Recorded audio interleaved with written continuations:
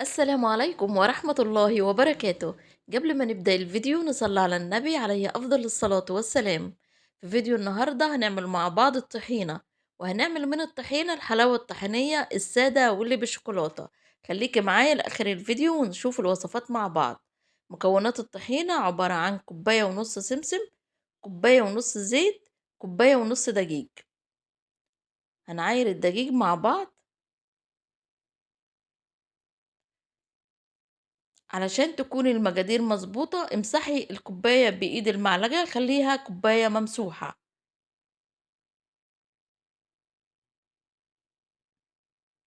أنا مش عايزة أزود الدقيق في الطحينة علشان ما يبقاش واضح فيها طعم الدقيق.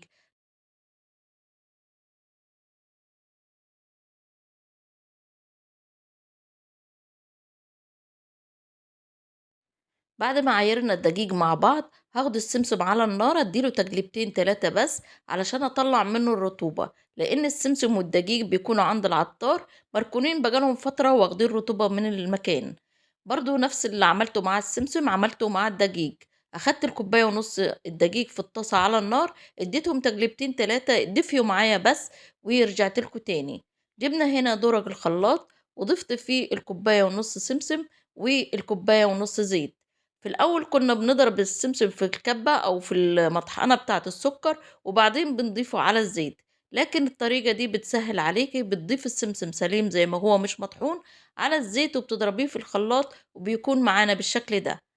بعد ما ضربنا السمسم والزيت مع بعض هنضيف الكوباية ونص دقيق، هديلهم بس ضربتين تلاتة وكده خلصت معانا الطحينة.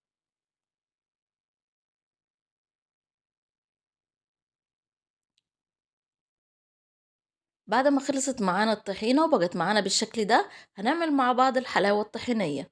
نقول مكونات الحلاوة الطحينية مع بعض. معايا هنا كوبايتين سكر بودرة، ومعايا كوباية لبن بودرة، ومعايا مكسرات. المكسرات دي اختياري، ممكن تكون فستق، ممكن تكون بندق، ممكن تكون لوز، كل واحد حسب ما يحب. ممكن تزودي اللبن البودر نص كوباية، يعني يكون معاكي في المكونات كوباية ونص لبن بودر، مفيش أي مشكلة خالص. بالعكس هيخليها أحلى وهيديها غناوة وهيكون طعمها أحلى. أخدنا هنا كوباية طحينة من الدورق زي ما انتوا شايفين.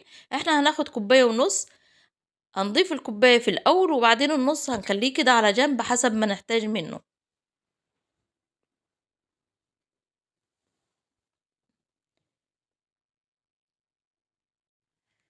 ادي نص كوباية الطحينة، انا حاسة ان هو اقل من النص فزودت شوية. خلاص كده سيبنا نص كوباية الطحينة على جنب، وهنبدأ نشتغل في الطحينية.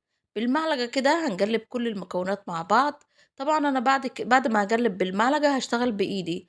هتلاقي حد يقولك اشتغلي بجلافز او البسي جلافز، انا بعمل كل اكلي في بيتي لاولادي بايديا. اللي حابب يلبس جلافز يلبس. هنبدأ مع بعض نبث كده في المكونات مع بعض زي ما انت شايفة، زي ما بتبثي المبثوث بتاع العيد بالظبط. يعني ما تعجنيش، ما ينفعش تعجني. انا مش عايزة عجينة، انا عايزة حلاوة طحينية مورجة كده زي ما بنجيبها من بره. هناخد هنا حبة بحبة من نص كوباية الطحينة اللي ركناها على جنب لغاية ما نوصل للقوام اللي احنا عايزينه. طبعًا أنا حاسة بيها لسه مفرولة في إيدي، هتختبريها لمّا تضغطي عليها في إيدِك أهي زي ما أنتِ شايفة كده، وتلاقيها برضه لسه مفرولة. هنضيف كمان، يعني أخدنا من نُص كوباية الطحينة، أخدنا منها حوالي 3 معالق.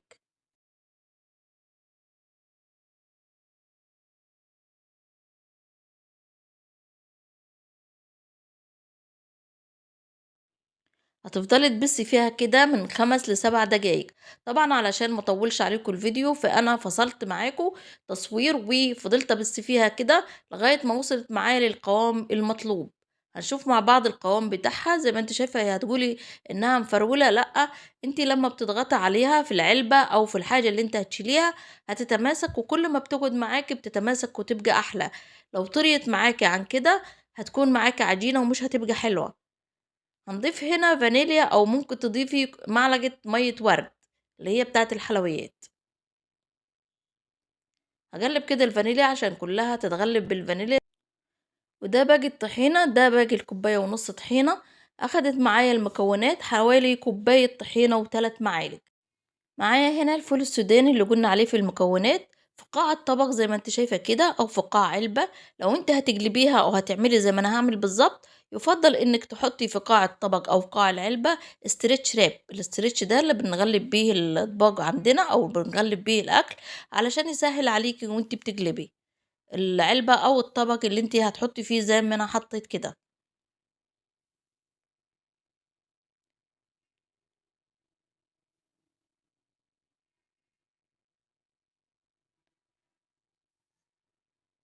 أتمنى اللي مشتركش في القناة يشترك، وكمان تعملوا لايك فضلا ولست أمرا، شجعوني يلا بقى مع بعض علشان قناتي تكبر بيكم.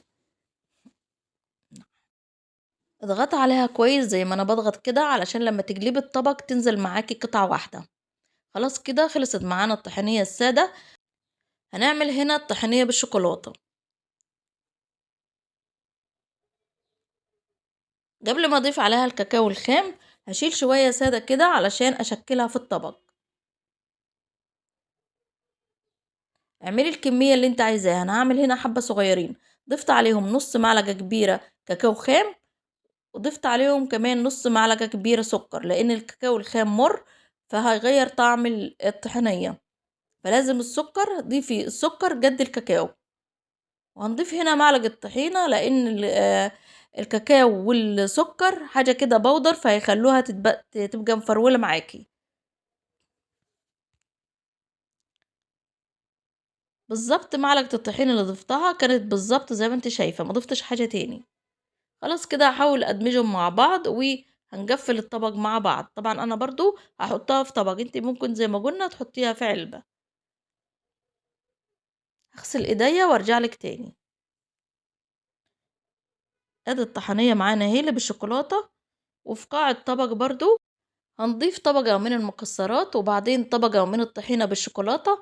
لو انت هتحطي كده زي ما انا بحطه في حاجة شفافة، حاولي تكون الطحنية كده في الجناب علشان تبين معاكي الطبقات. زي ما بنشتريها من بره بتكون طبقات، طبقة بالشوكولاتة وطبقة سادة، او بتكون شكلها كده رخامية. المهم تكون وصلت لك الفكرة وتكون مكوناتك مظبوطة والنتيجة هتكون معاكي روعة. حاولي تضغطي عليها كده علشان لما تقلبيها تكون متماسكة معاكي.